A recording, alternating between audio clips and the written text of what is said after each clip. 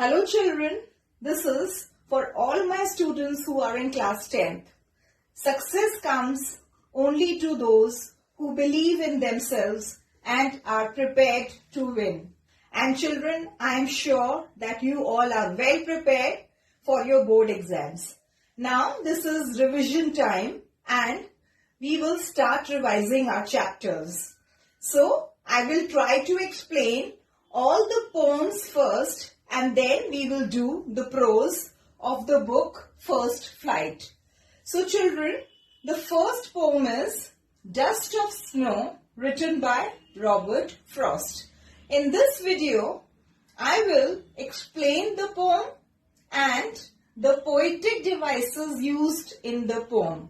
Okay? And in my upcoming videos, we will be doing question answers that are long, question answers short, and very short answers for MCQs. I have added very short answers, children, because in your question paper you will get MCQs.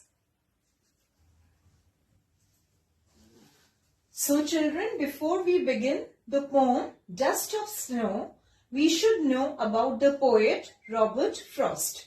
Robert Frost was born on 26th March 1874 at San Francisco, California, US. Now what about his education? He went to Dartmouth College, but he had no degree. Then he went to Harvard University. Again, he pursued no degree. Why? Because he had to help his family and he worked in various fields to help his family. Then the notable awards. He got Pulitzer Prize for Poetry, Congressional Gold Medal, etc.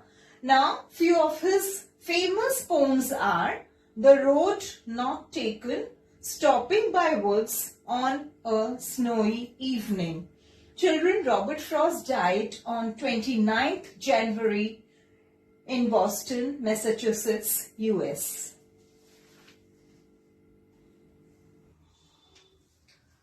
So children, let's begin with our poem Dust of Snow by Robert Frost. So first, let's recite the poem. The way a crow shook down on me the dust of snow from a hemlock tree has given my heart a change of mood and saved some part of a day I had rued. Now children, suppose you are in a very bad mood and you go out for a walk and it starts raining. How do you feel? You feel great. Your mood changes. Okay, so from a bad mood it becomes a good mood.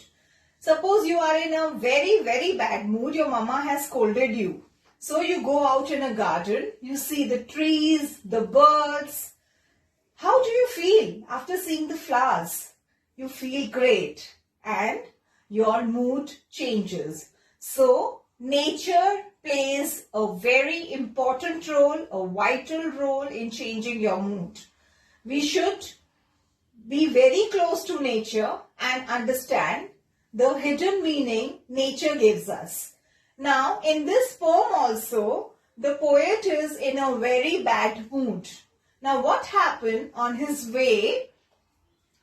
A crow shook down on me the dust of snow from a hemlock tree.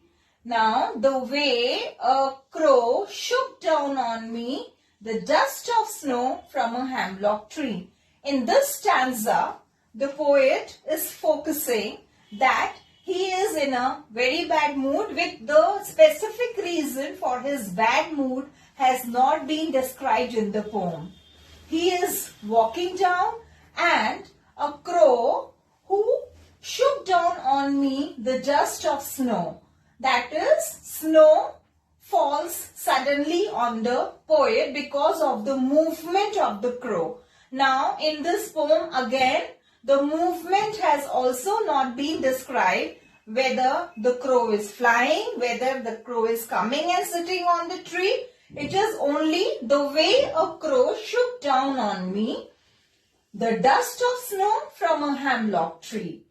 So this is clear from the stanza that it is a hemlock tree and the movement done by the crow is on the hemlock tree, and because of this movement on the hemlock tree, the snow falls down on the poet. Now children, in this stanza, hemlock is a poisonous plant with small white flowers. Okay? And crow again shows negativity. In few of the books it is given that crow is an ugly bird. But I will not say that crow is an ugly bird. Okay? Everything created by nature, everything given by God is good. So, in this stanza, the poet has a very bad mood, and on his way, a crow, he shook down. There was a movement. What type of movement was there? It is not described at all.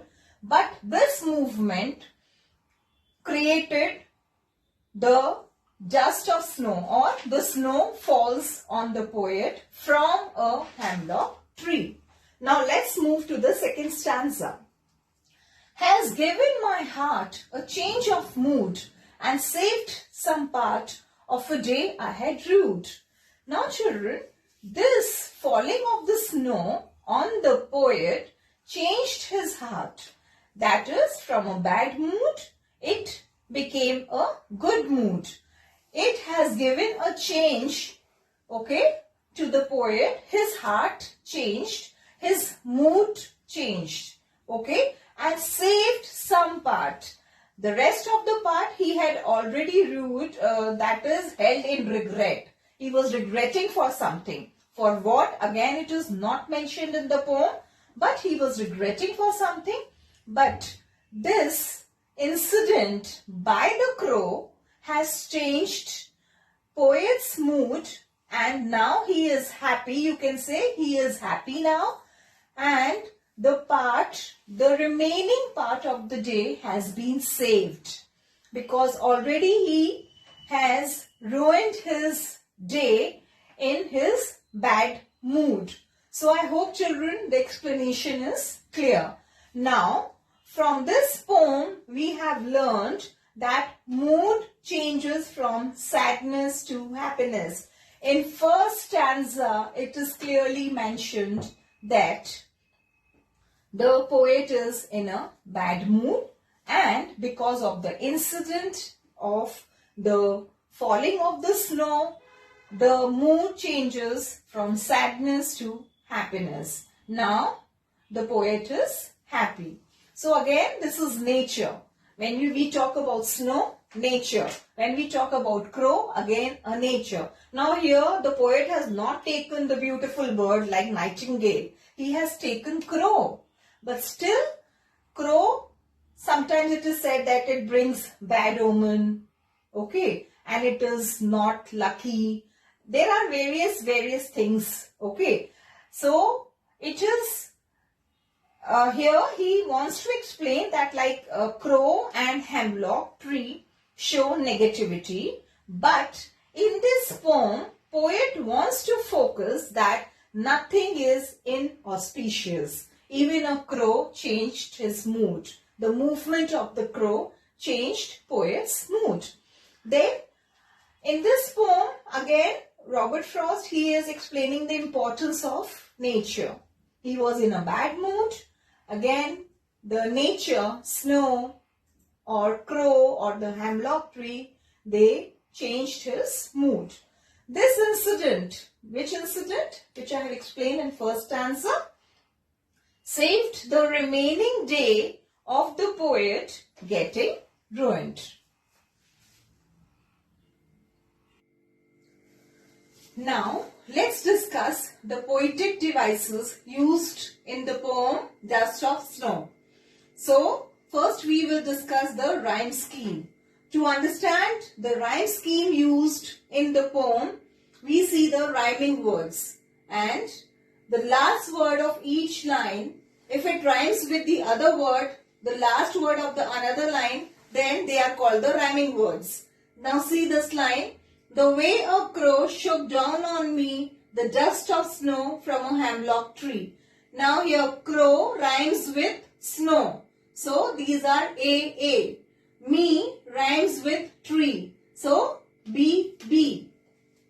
Second stanza, has given my heart a change of mood and saved some part of a day I had rued. Now here heart rhymes with part. So this is C. And mood rhymes with rude. This is D. So the rhyme scheme is AB, CD. Now let's understand alliteration used in this poem. First you should know what is alliteration. The occurrence of the same consonant or the consonant sound at the beginning of adjacent or closely connected words. Now in this poem there is alliteration in 2 lines. Which are they? Has given my heart. In this line, letter H is repeated. Okay, these are the words which are closely connected. In one single line, you can see the repetition of the letter H. And the other line is, and saved some part. In this, S is repeated. Saved and some. Now let's see these lines in the poem. See the second stanza. So alliteration has been used in the first line of the second stanza. Has given my heart. Repetition of H. And the third line of second stanza. And saved some part. Repetition of the letter S. Now, if in your question paper it is asked where the alliteration has been used in Dust of Snow, you should answer that it has been used in the first line of the second stanza and the third line of the second stanza, and you should know these lines also.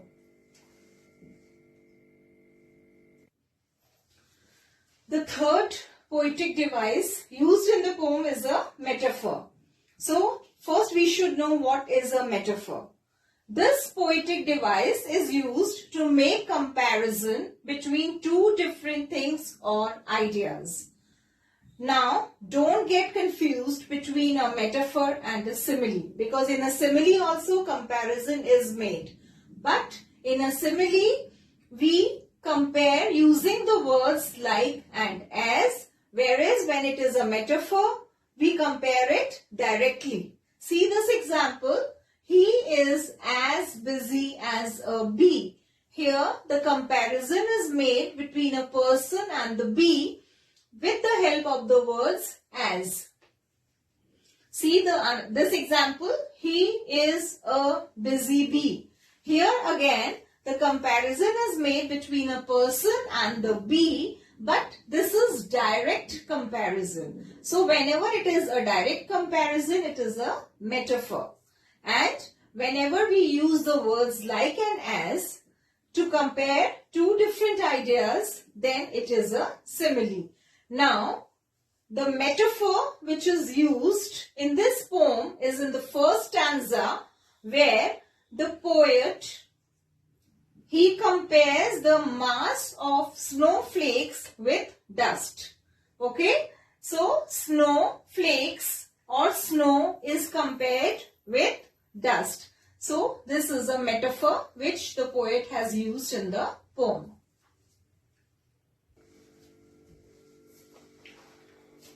The fourth poetic device which we are doing is assonance.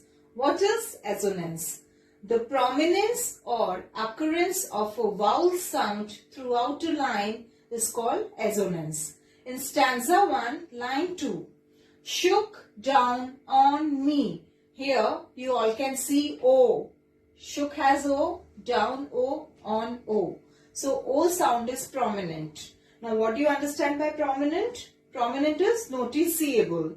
We can also say assonance is the repetition of the same or similar vowel sounds within words or phrases or sentences. You can see in the poem, shook down on me. Here, the repetition of the vowel sound O is there. shook down on me. So I am repeating. Assonance is the repetition of the same or similar vowel sounds within words, phrases or sentences. It cannot be like in this line it is O and in the last line it is O. We cannot have an assonance like that. It should be in the same line.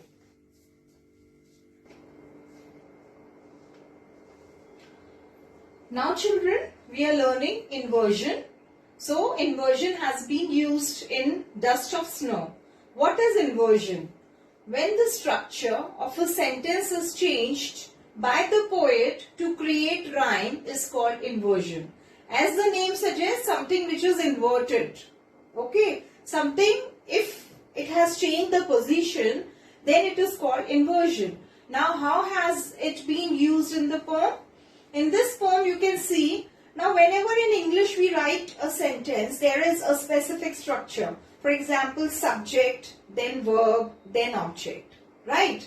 But in the poem, the poet has got this liberty to use inversion, to give rhyme to his poem. So in this stanza you can see the way a crow. Now here you can see there is no verb. Shook down on me. This sentence is starting with a verb. So this is inversion. Why? Because our last word me is rhyming with the word tree. The dust of snow from a hemlock tree. Now see this one, from a hemlock tree. Again this is starting with from. So inversion is when the structure of a sentence is changed. Here the structure of the sentence is changed to give rhyme to the poem. Like crow is rhyming with snow. Me is rhyming with tree. So to give this effect, the poet has used inversion here. The next poetic device used in the poem is enjambment. What is enjambment? When the same sentence continues to the next line without the use of any punctuation marks is called enjambment. Enjambment builds the drama in a poem. The end of the first line is in the end of a thought, forcing the reader to keep reading to find what happens next. Now look in this poem, children. No punctuation marks are used here. So when you read first line, the way a crow, you feel curious to know what happens next. So you can also say enjambment is used to reflect or to focus, to create a drama in the poem so that the reader wants to read more. See, in this poem, only the poet has used a full stop in the last line. Okay, and no punctuation marks are there. Nowhere. Then neither a comma is there, no full stop. So here, first line, it runs into the second line runs to the third line runs to the fourth line. In the same way, the first stanza is over, but here there is no full stop. That means this shows that it is continuing in the second stanza also. So, enjambment is used to create, you can say, a drama, to build a drama in a poem, or it also creates curiosity in the reader to know what happens next in the poem. This shows when there is no punctuation mark, this shows that it is not ending. The thought of the poet is not ending. The poet wants to say something more. So, here no punctuation marks are there. The punctuation mark, that is the full stop, is used only in the last line. So in the entire poem you can see the enjambment. So the last poetic device used in the poem Dust of Snow is symbolism. Now children, in this poem the poet has used various symbols like a crow, dust of snow, hemlock tree. So what is the significance of these symbols? In this poem the poet has introduced three symbols: the hemlock tree, the crow, and the dust of snow. You all know that crow and hemlock tree, they are used to show negativity. See here, the crow and hemlock tree represent sorrow. In the first stanza, the poet is really sad. So, crow and hemlock tree represent sorrow. Hemlock tree is poisonous and crow represent sadness. These two symbols are used to show that poet is sad in the first stanza, which I have already explained when I was explaining the poem. The dust of snow means fine particles of snow. The falling of snow on the poet changes his mood. Poet becomes happy when snow falls on him. So here, dust of snow, it is a symbol of happiness. Okay? The way crow and hemlock tree are the symbols of sadness. Dust of snow, when the snow falls on the poet, it totally changes the poet's mood. So, dust of snow is a symbol used in the poem which is denoting happiness. So, children, I hope the poem is clear and the poetic devices which we have used in the poem are fruitful, and you will understand the poem and you will understand the poetic devices used in the poem. Thank you.